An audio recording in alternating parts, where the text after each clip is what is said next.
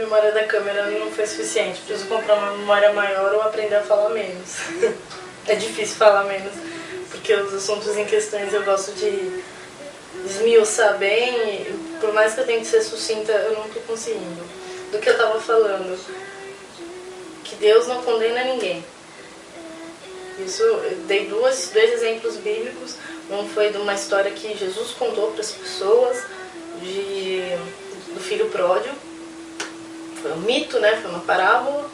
E outra de uma situação que Jesus Cristo viveu com a mulher adúltera, que tem aquela frase famosa, né? Quem nunca pecou, atire a primeira pedra.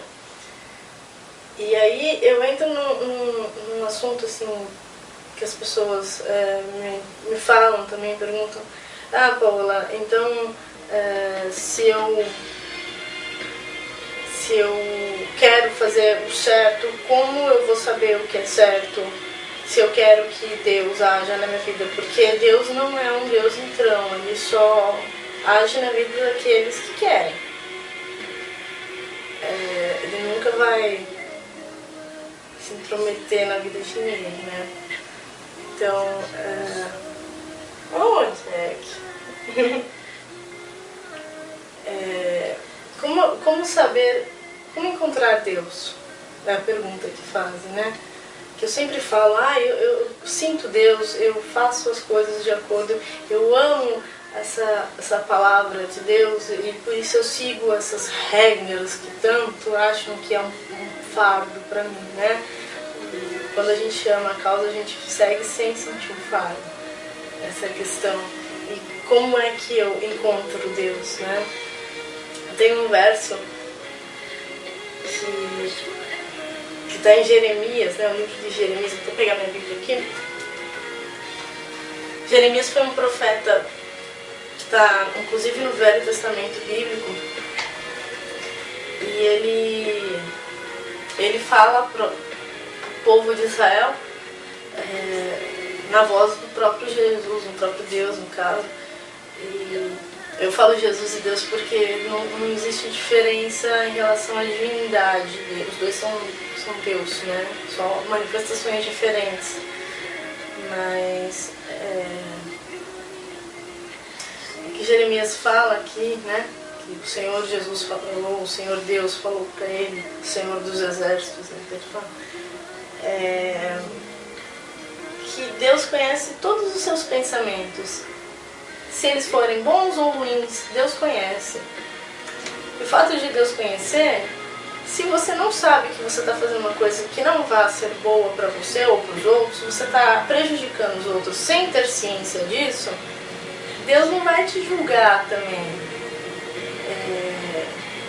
E se ele sabe, ele vê os seus pensamentos, né? A questão é essa.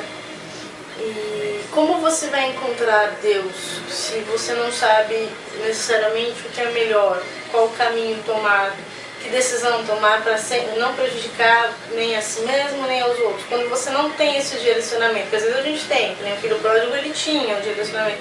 E quando a gente não tem? Então eu vou ler em Jeremias capítulo 29, versículo 11 até o versículo 13.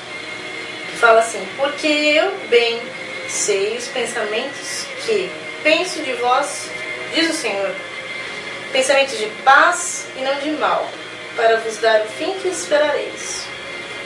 Então me invocareis e ireis, e orareis a mim, e eu vos ouvirei, né, diz o Senhor. E buscar-me-eis e me achareis, quando me buscardes de todo o vosso coração.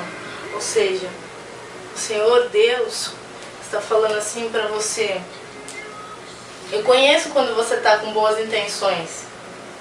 Então, se você quer descobrir o que é certo, se você quer ser uma pessoa melhor, é só você falar, me buscar.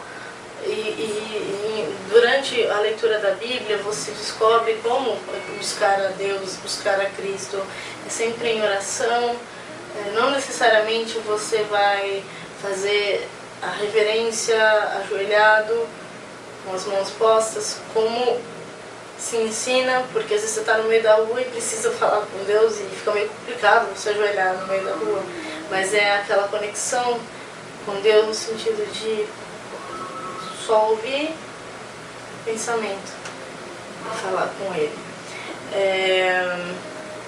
E por fim, a última mensagem bíblica que eu deixo com vocês é que se vocês seguirem a palavra de Deus e fizerem as coisas e tiverem boas intenções de seguirem as palavras de Deus, Deus tem uma promessa para vocês que vocês podem encontrar em Mateus, no livro de Mateus capítulo 28, verso 20. Mateus 28.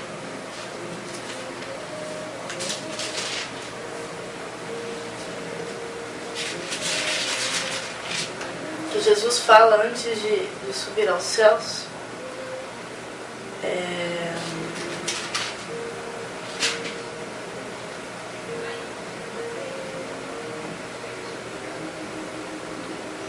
Ele fala assim, eu vou ler do 19 para vocês entenderem, porque o que eu quero enfatizar está no final do verso, mas vocês só entenderem. Ele fala para os cristãos, né, para os discípulos na época: portanto, ide, ensinai todas as nações, ensinai a todas as nações, batizando-as em nome do Pai, do Filho e do Espírito Santo, ensinando-as a guardar todas as coisas que vos tenho mandado. Esse é o início do verso. Mas a parte que eu quero deixar claro para vocês é que se vocês ensinam para os outros e seguem a palavra, é que Deus ele promete: e eis que estou convosco todos os dias até a consumação dos séculos. Amém.